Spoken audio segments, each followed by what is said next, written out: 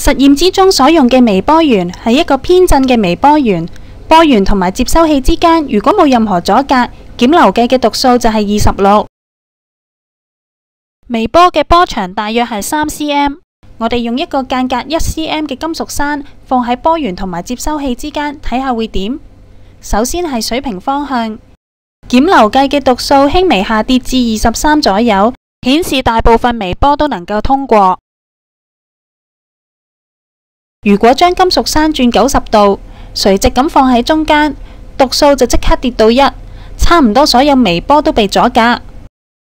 水平方向嘅金屬栓就幾乎擋唔到任何微波，即係我哋所用微波嘅偏振面較為接近水平方向。咁有乜嘢方法可以完全擋晒啲微波呢？方法就係同時放2塊金屬栓，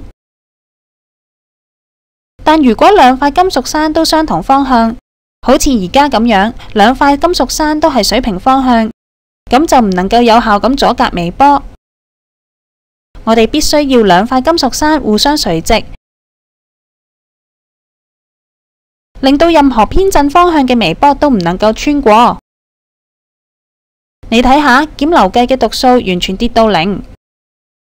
微波爐門上嘅金屬網，只要網孔比微波嘅波長細，理論上已經可以有效咁阻隔所有微波，所以即使企喺微波爐邊等食物翻熱，都唔會有危險。